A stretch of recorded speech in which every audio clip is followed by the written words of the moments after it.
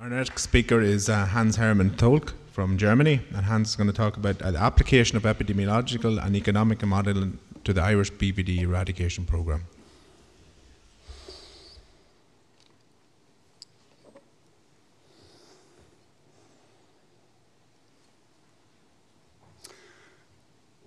Good morning, ladies and gentlemen. These folks want to demonstrate how we applied an epidemiological model in support of decisions made in 2015 regarding the continuation of the national compulsory BVD eradication program in Ireland. So most of these faces you may recognize in this building. Some may have changed a little bit due to time that goes by.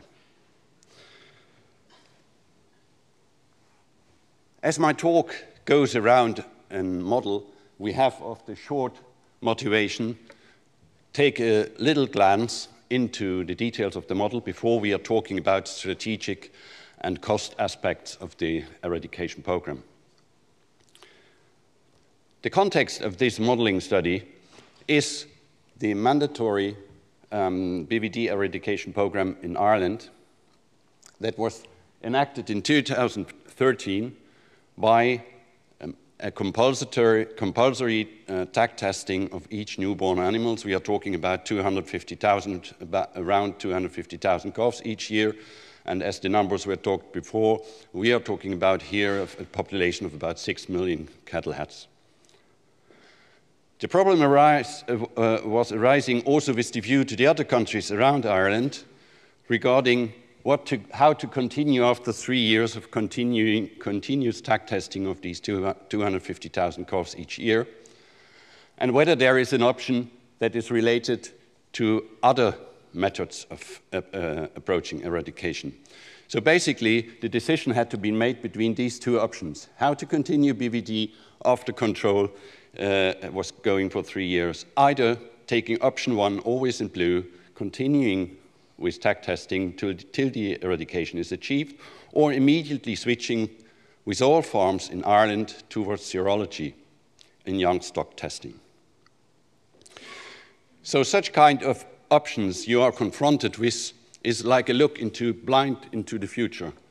And their modeling can be quite helpful because it ensembles all your thinkings and thoughts into predictive conclusions.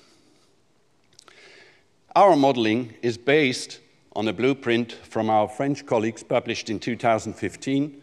There you can read most of the factual design details already if you have more time afterwards.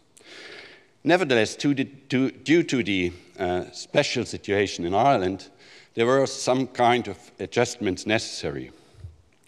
While you can have a look on a simulation of the development of BVD prevalence in Ireland across all the farms, each rising of the prevalence gives you an indication of a new calving season. I like to talk a little bit more about the ingredients of the model. The model has 3 main levels. First one is the individual cattle, which we need to represent PR animals in utero transportation, and also the transportation of individual animals between particular farms. Then we have the farm level that helps us to represent dairy and beef sector, but also, again, target and sources of individual animal transports. Now you see how in the simulation the tagging has started, and immediately the prevalence of the infection is reduced, as other speakers already have shown for other countries. The final level of the model is the countrywide level. Here you see a presentation of the farm density in Ireland, and this level is necessary to assign strategic options to all the farms, but also to evaluate the outcome. While the simulation goes to an end, let's talk about the data which are driving such a simulation.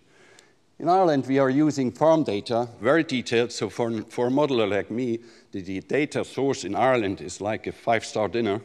So everything is really well reported and electronically available. Farm data, farm type, talking about calving patterns in season. The voluntary retention statistics, retention is already quite often mentioned here in the room. but also the complex contiguity structure in Ireland. Here is one example farm with the parcels of land that are related to it, so you can imagine that a cross-fence representation is quite a task. And we also have movement records from farm to farm, from farm to market for several years. Having combined all these stuffs, we can address our question: how to continue BVD control after 3 years of continuous tag testing all calves. We had, as you mind, 2 options. Option 1, continue tag testing. Option 2, switch all country to young stock testing based on serology. To come to a decision support, we have to address 2 issues. First is the performance of the 2 strategic alternatives with regard to control the disease, and later we have to address the cost issue. The control results are represented in this kind of schematic diagrams. What you see is on the bottom the time axis running over 10 years of the program applied. The next is on the right axis, you see the number of farms that have PIs on it. And this pink line always represents this output. So you can read, while there is no testing at all, for the 10 years, BVD would be endemic and perpetuated very well in the country. Now we are adding tag testing to this approach, and you see for each year how the number of tag tests are applied in the calving season in spring, in the calving season in autumn. And as they are applied in the model, they are counted one by one and give the statistics on the left side of the diagram. The most important here is, however, that you can see that the number of herds with PI on it is continuously declining, and we are talking here of a logarithmic scale. So that means, as you have seen from the previous presentation, in the beginning you have a dramatic decrease, and then the work becomes harder and harder. But we want to compare this with our alternative strategy. Beyond that, you can see now from year 3 onwards, switch to serology testing in all farms.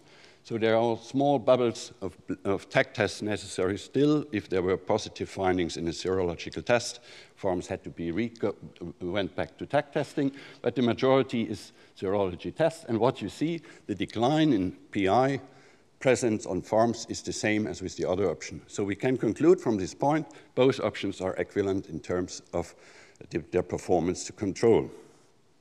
As retention was such a big issue already in this morning session, we decided to present you another thing. The model allows us to improve the behavior of the farmers in the model by one switch. We can say all farmers in the model deny to retain voluntarily animals. So all animals, all calves tested positive are immediately slaughtered within 5 to 7 weeks as foreseen by the program. And if that would have happened, and it did not happen, then you see 2 things. One, the more interesting maybe, is that the program would have been shortened by half. But the other thing, which is important for me now, both strategic options still perform in the same way. So we can confirm, no matter whether we have retention or not, the performance of the 2 strategies is the same. And retention is actually also an issue in Ireland, which might be shown by a very nice map you can find on Animal Health Ireland, where these candidates are distributed that's comparable to the one we have just seen from Belgium. With that, we address the last part of the presentation and looking to the costs of the 2 options. Remind, we are talking about these two options to find a decision how to continue BVD after 3 years of tag testing. And costs, again, as before,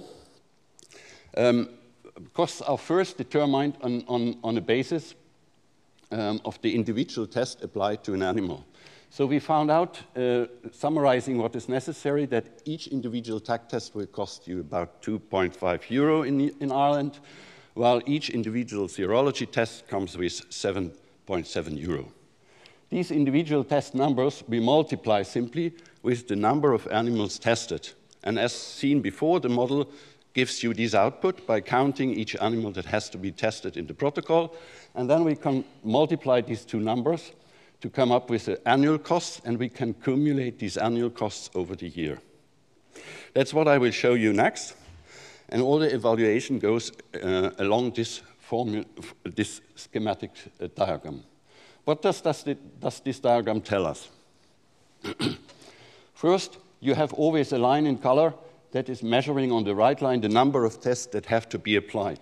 We go again about over 10 years of the program, and this, for instance, tells you with option 1, you have to apply, after 10 years, you had applied about 30 million tests, which can be easily recalculated from the size of the population. Then there is another line in each of these graphs I will show that is representing the money you have to spend for these tests. So in this particular case, after 10 years, for instance, you have to pay 2.5 euros for 30 million tests. You end up with 75 million euro. That's the simple way how these diagrams work. Well, there is some more information that I want to convey. First, after 3 years, we are at this decision, 3 years after tech testing. So this money is already spent. This time is gone, so we are starting to look there onwards, and we are interested, when we are applying either of these two options, how these costs develop. And finally, we give for your eye mark this arrow on the left, where the money is shown, to show you what the maximum amount could be after 10 years. With this framework, we can immediately jump to the option 2. And what you first may recognize is tech testing numbers stop to rise, while now from year 3 onwards, you see how the number of serological tests that were necessary increase. But what you also see is that the purple line now has a steeper increase than before, which is simply due to the increased cost and to the number of tests which are necessary in all the farms.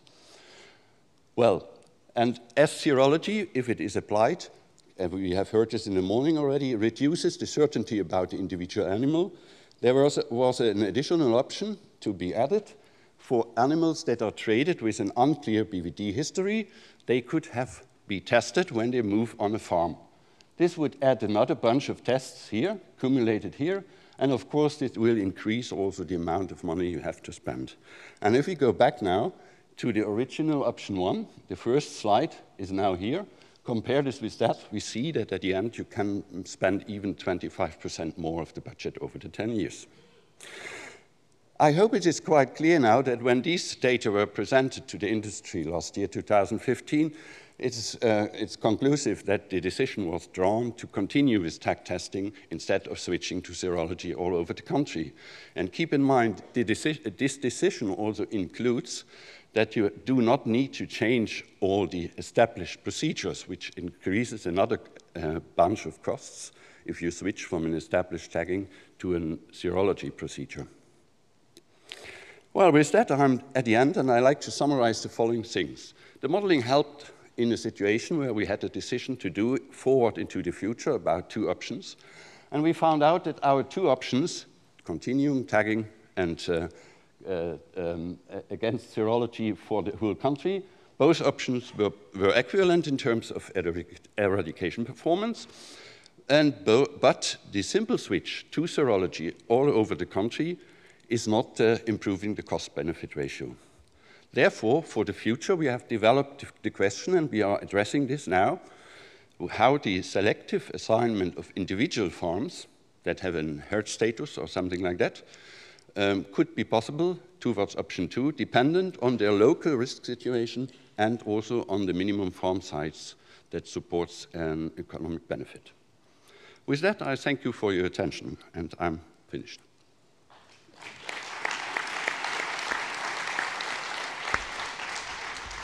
Thanks very much, Hans-Hermann. We have time for one question only, I'm afraid. Has anybody got a question?